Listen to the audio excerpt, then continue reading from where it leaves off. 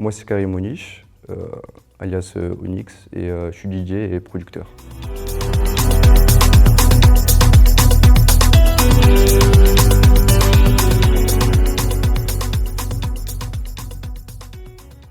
Donc, tout d'abord, j'ai commencé à jouer de la batterie très très jeune. Donc, j'ai fait 7 ans de batterie. Ensuite, j'ai joué aussi d'autres instruments. J'ai fait du piano et de la basse.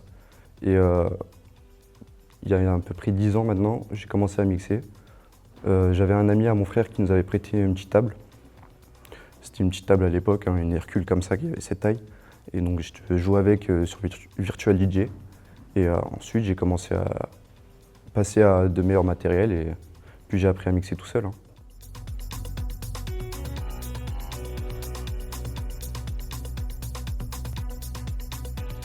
Alors la première soirée que j'ai faite, c'était chez un ami très proche qui s'appelle Yann. On devait avoir 16 ans, un truc comme ça. Et franchement, c'était une soirée qui s'est très bien passée. Et à l'époque, on mixait pas du tout la même chose que maintenant. Et franchement, c'était très bien passé, j'avais eu de très bons retours, ce qui m'a poussé à continuer.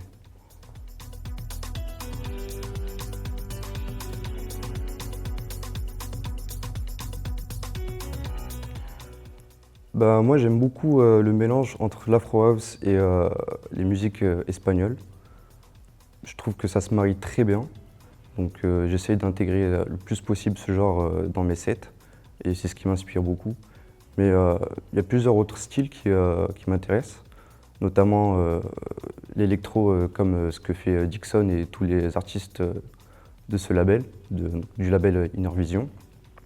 Ou encore des artistes qui m'avaient beaucoup influencé, c'était les artistes d'Afterlife. À l'époque, je suivais énormément ce qu'ils faisaient et ce qui m'a permis de créer entre guillemets mon style d'aujourd'hui.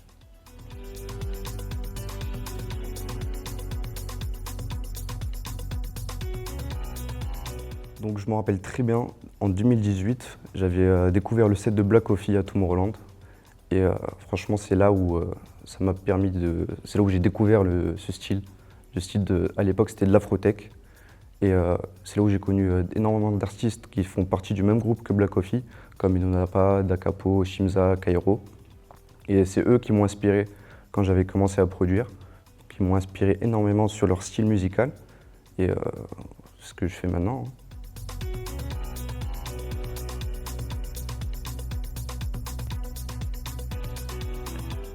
Donc, ce que j'aime bien avec l'Afro House, c'est que ça regroupe énormément de styles. Comme on peut écouter les musiques d'aujourd'hui, tu peux mélanger de l'Afro House avec du rap américain, des musiques françaises, des musiques espagnoles. Donc, c'est un truc qui est très intéressant dans ce style, de mélanger énormément de domaines différents. Et comment j'intègre dans mes musiques, c'est assez spécial. Par exemple, quand je fais un remix, j'ai deux options possibles. Soit je vais reprendre les éléments principaux d'une musique et puis je vais refaire la construction pour faire une nouvelle musique. Soit je garde seulement l'a cappella et je fais une nouvelle musique totalement différente. Et franchement, c'est ce que je préfère faire.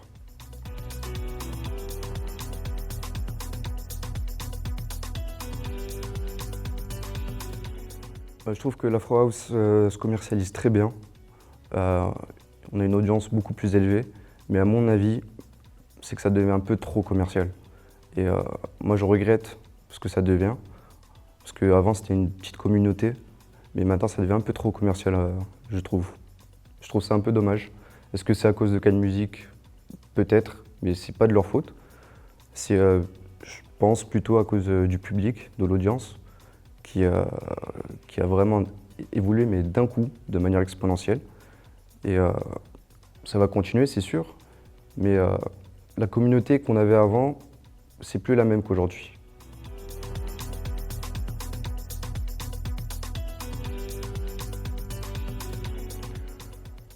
Pour moi, je trouve que c'est en même temps une opportunité et un défi.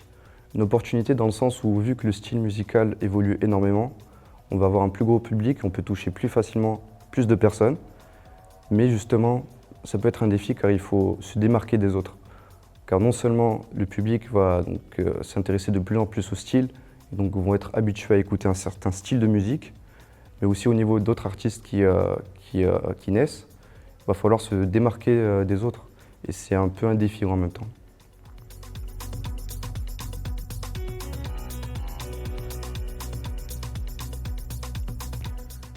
Alors la scène marocaine a vraiment évolué. Bon après, on avait une scène plus basée sur la house music ou bien la techno à l'époque. Mais maintenant, ça se commercialise bien avec l'afro house. Donc c'est intéressant, on voit qu'on a de plus en plus d'événements, que ce soit à Casablanca, à Rabat, à Marrakech ou bien même à Tanger. Donc on a, par exemple là cet été, on a eu énormément d'artistes qui sont venus. Donc c'est une bonne chose.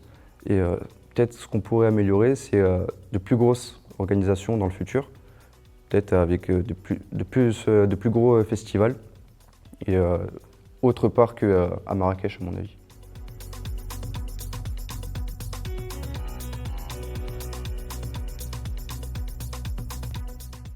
Alors ce morceau, je m'en rappelle très bien, je sortais d'une soirée avec des amis, donc tu avais passé une bonne soirée. Et je sais pas, en rentrant à la maison, je sais pas, j'avais une inspiration. Je voulais faire quelque chose. Je suis parti, je suis rentré, j'ai allumé l'ordinateur et j'ai fait sans réfléchir.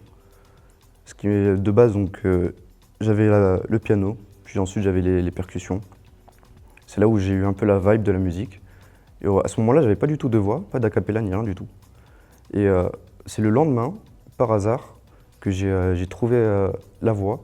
Je l'ai trouvée où? Donc la chanteuse, elle, je la connais pas personnellement. En fait, la voix, elle vient d'une plateforme en ligne qui s'appelle Splice, qui marche sous forme d'abonnement, où qu'on a plein de samples, que ce soit des voix, des percussions, des pianos, des rythmiques, plein de choses qui sont accessibles à tous, mais il faut payer pour y avoir accès.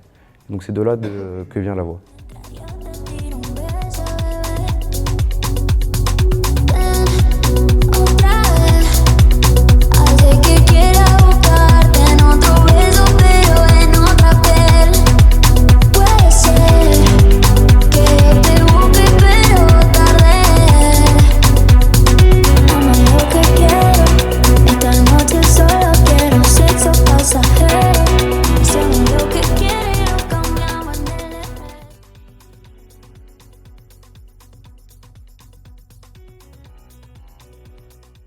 Donc quand je commence à produire, je commence toujours par la rythmique.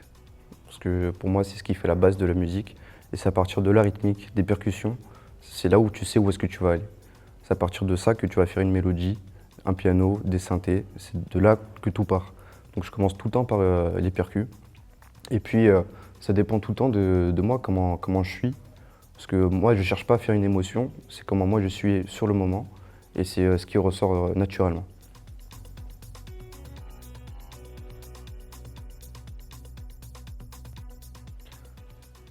Je pense que ça vient beaucoup des musiques que j'écoute. Parce qu'en produisant, je m'intéresse plus aux musiques, à leur construction. Donc ça me donne plus d'idées. Et je me dis, tiens, ça, j'avais pas pensé à faire ça. C'est intéressant de faire comme ça. Cette nouvelle approche de mélodie ou quoi que ce soit, des percus même, c'est de là que ça vient. Donc je pense des expériences aussi, de comment je suis sur le moment, qu'est-ce que j'ai vécu telle journée ou pas. Et voilà, c'est ce qui ressort.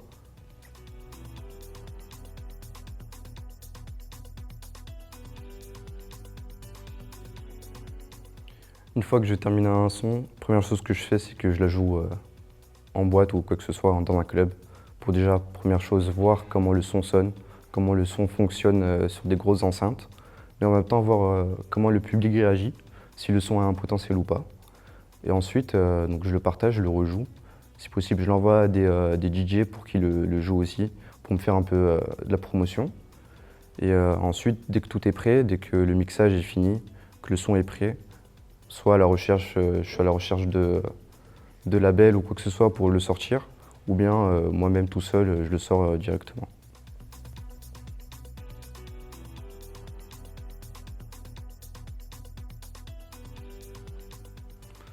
Alors SoundCloud, franchement, c'est une très très bonne plateforme. J'ai les remixes que j'ai mis dessus, franchement, ils ont assez bien marché, je trouve, pour moi. Et donc je reçois énormément de messages. Presque tous les jours, je reçois des messages des gens qui me disent que le son, ils adorent. Donc ça me fait très plaisir. Donc c'est une très bonne plateforme. Elle est libre d'accès. On peut toucher un gros public, même sans rien faire. Donc c'est ce qui est intéressant, ce qui est bien avec cette plateforme.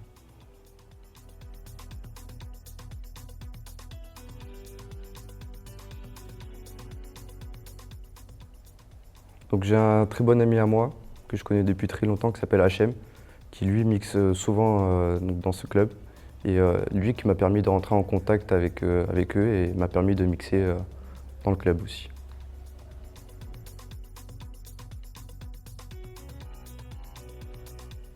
Honnêtement, c'est Da Capo.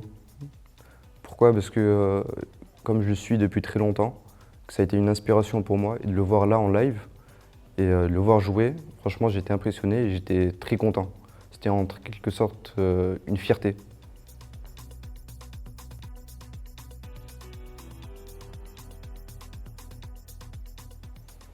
Alors moi je prépare jamais mes sets, même si on regarde mes playlists, elles n'ont aucun sens, car il y a plein de styles de musique différents dans mes playlists. C'est toujours des playlists avec les sons que j'écoute sur le moment, donc dans les périodes qui me plaisent, et c'est eux que je vais jouer. Et ça va être aussi en fonction de l'énergie de la soirée, comment les gens réagissent, et d'essayer de rester un maximum dans la même vibe et de kiffer avec tout le monde.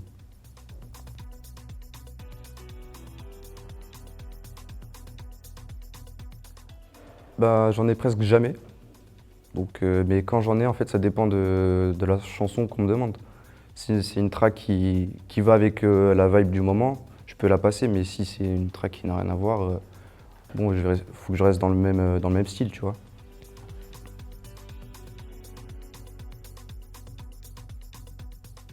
Donc quand je la joue en live et que dès les premières notes, les gens reconnaissent la musique, déjà, je suis très très content. Et que les gens commencent à chanter dessus, franchement, c'est une fierté de me dire, bon, c'est un truc que j'ai pondu moi-même, c'est mon travail, et que les gens aiment et qui chantent dessus, ça me fait vraiment plaisir.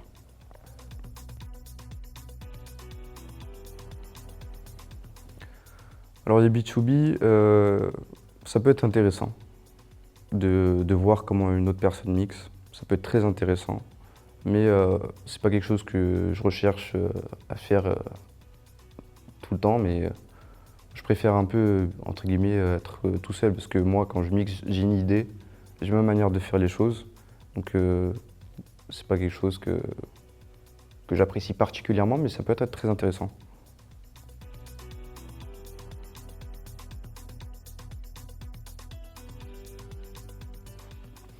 Là, ça peut être contradictoire avec ce que j'ai dit juste avant, parce que le set qui m'a le plus marqué, c'était avec Yann.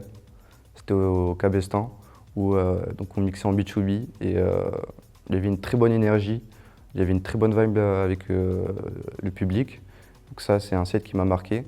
On avait passé une très bonne soirée, on était entouré de bonnes personnes, de nos amis proches. Donc c'est une soirée qui m'est restée dans la tête.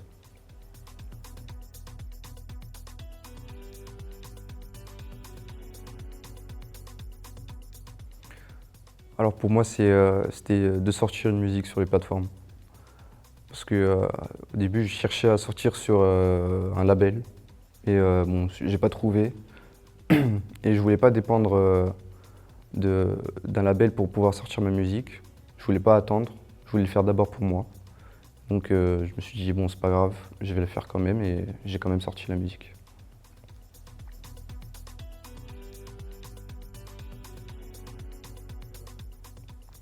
Alors, premier conseil pour moi, c'est de rester fidèle à soi-même, à son style, de créer son univers, de créer son identité, c'est très important. Et quelque chose que j'aurais pu faire plus tôt, par exemple moi, c'était de me lancer directement, ne pas trop attendre, mais chacun a ses raisons.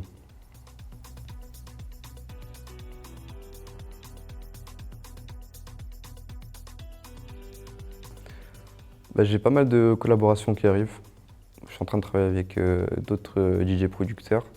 Donc on en a un en particulier que j'ai rencontré à Paris, qui s'appelle Benji. On est en train de travailler sur plusieurs sons qu'on va essayer de sortir très bientôt. Et sinon j'ai aussi pas mal de remixes et d'autres productions que je vais bientôt sortir, que je suis en train de travailler dessus, je suis en train de les terminer. Puis ensuite pouvoir les sortir.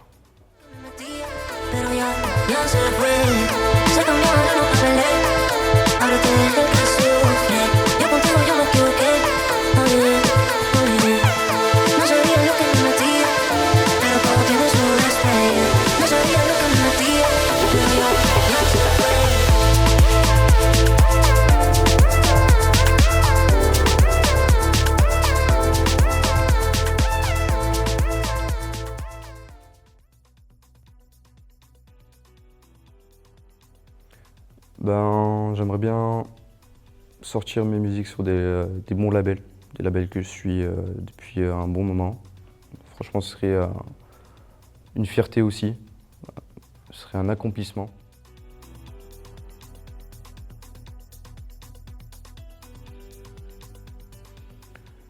Franchement, c'est la sortie de ma musique. Je vois que j'ai eu beaucoup de messages positifs, donc ça me rend fier pour mon travail que j'ai pu faire. Et par exemple, quand je vais mixer à un endroit et en fin de soirée, on me dit c'était super et tout, qu'on me remercie, qu'on me félicite, ça me fait très plaisir. Donc franchement, le travail que j'ai pu fournir, c'est ce qui m'a permis aujourd'hui d'être là où je suis.